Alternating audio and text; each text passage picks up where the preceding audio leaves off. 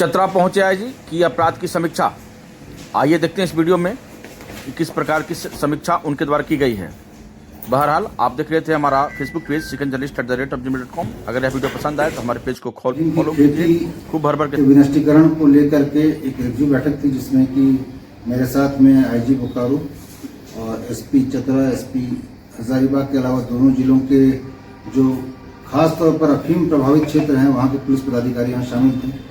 मुख्य रूप से आज हम लोगों ने जो पुराने जो कांड हैं उनकी समीक्षा की, क्या स्थिति है पुराने अफीम के कांडों की करने वाले हैं, उसकी एक तरह से शुरुआत है आज। लास्ट ईयर भी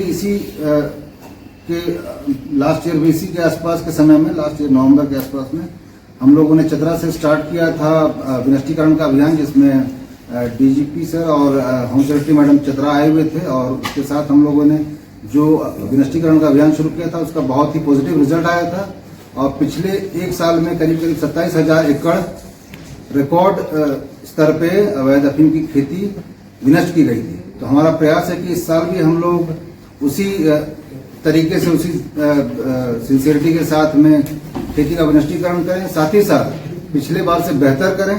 और जो भी प्रभावित इलाके हैं उस इलाके में ये मैसेज जाए कि हम लोग अब अफीम की खेती या एनडीपीएस के मामलों को लेकर के सरकार बिल्कुल जीरो टॉलरेंस की नीति पर कार्य कर रही है, और जो भी इस चीज में शामिल होगा उनको बख्शा नहीं जाएगा।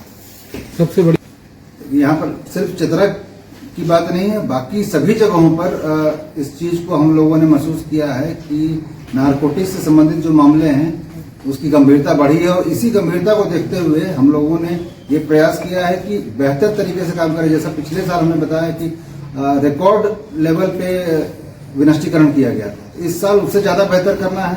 प्लस उसके अलावा जो पीट एनडीपीएस के मामले हैं जिसमें कि खेती करने वाले लोगों को, उसके अगेंस्ट में हम लोग कार्रवाई करेंगे, पीट एनडीपीएस के तहत कार्रवाई करेंगे। एक और जो चतरा ने एक जो विशेष काम किया है इस बार एक एनडीपीएस के मामले में एक व्यक्ति पर उसकी संपत्ति अटैच की गई है, तो वो इससे पहले झारखंड में कभी नहीं हुआ था। तो हम लोग स्टेप बाय स्टेप चीजों को और उसकी इंटेंसिटी को बढ़ा रहे हैं। अभी एक की संपत्ति किया जा रहा है जिन्होंने अफीम के माध्यम से या फिर नार्कोटिक चीजों के माध्यम से संपत्ति बनाई है, उनकी संपत्ति चिन्हित की जाएगी, उसको जब्त किया जाएगा और उनके ऊपर बाकी जितनी कार्रवाई हो सकती है हर एक तरीके से कड़ाई की जाएगी। अच्छा, स्पेशल ये जो मामले हैं, जिस तरह की रिपोर्ट के बारे में आप बता रहे हैं, तो जब उस पर कार्रवाई करनी होती है तो बहुत हमारे पास जेन्युइन चीजों के साथ में, साक्ष्यों के साथ में हम लोगों को जाना पड़ता है। खासतौर पर व्हाइट कॉलर के मामले में एक समस्या रहती है ऐसी कि उसका कोई साक्ष्य नहीं होता, वो कभी सीधे सीधे न खेती में शामिल रहता है, न उसके यहाँ कोई ऐसी चीज बरामद होती है, कभी वो छूता ही नहीं है उन चीजों को, दूर से फंडिंग करता है। तो उसके तरीके हैं, हम लोगों ने उसके लिए अपना एक सिस्टम निकाला है। अभी जैसा कि बताया हमने कि एक व्यक्ति को उस तरीके से चिन्हित किया गया था, बाकी लोगों को भी चिन्हित करके, चाहे वो कोई हो, व्हाइट कॉलर किसी भी तरीके के हों, व्यवसायी हों, किसी भी लेवल के प्रतिनिधि हों, राजनीतिक व्यक्ति हों, चाहे कोई भी हो, इसमें जो भी रहेंगे आगे के दिनों में आप देखेंगे कि उस पर निश्चित रूप से कड़ाई से कार्रवाई होगी। साइबर का विषय हालांकि नहीं था, लेकिन चूंकि आपने पूछ ही लिया है, तो साइबर पे और नार्कोटिक्स पे दोनों ही पर हम लोगों का विशेष ध्यान है।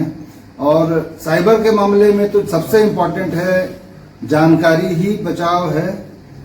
आपको विशेष रूप से लोगों को जागरूक होने की जरूरत है, क्योंकि ये ऐसा क्राइम नहीं है जिसमें कि कोई व्यक्ति या पुलिस गश्ती करके या उस तरीके से केवल चीजों को करे। हालांकि वैसा भी हो रहा है, जब जहां पर उस तरह के हॉटस्पॉट्स पाए जा रहे हैं जिन इलाकों में, खासतौर पर गिरिडीह में है, जामताड़ा में है, धनबाद में, दुमका, ये चिन्हित किए गए इलाके हैं, उस पर लगातार प्रोएक्टिवली कार्रवाई हुई है। आपको जानकारी होगी कि हमारे यहाँ झारखंड से एक ऐप है प्रतिबिंब, होस्ट किया जाता है, जिसमें देश भर के जो पुलिस पदाधिकारी हैं उसका इस्तेमाल करते हैं और उसके माध्यम से अपने अपने इलाकों में, जहां राजस्थान में, हरियाणा में उसका इस्तेमाल किया जा रहा है, और उसके आधार पर बहुत अच्छे रिजल्ट मिले हैं। तो साइबर के मामले में हम लोगों ने, खासतौर पर झारखंड पुलिस ने इस ऐप के माध्यम से एक अच्छा योगदान दिया है। खुद हम लोग भी उसका इस्तेमाल कर रहे हैं, खुद से आइडेंटिफाई करके। जब तक कोई शिकायत करेगा, हो सकता है कि यहाँ पर जो व्यक्ति फ्रॉड कर रहा है उसका विक्टिम के नंबर एक्टिव है,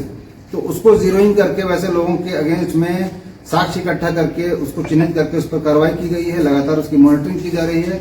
और आपको जान करके ये एक में आया करता था, वो टॉप 10 से बाहर हो गया।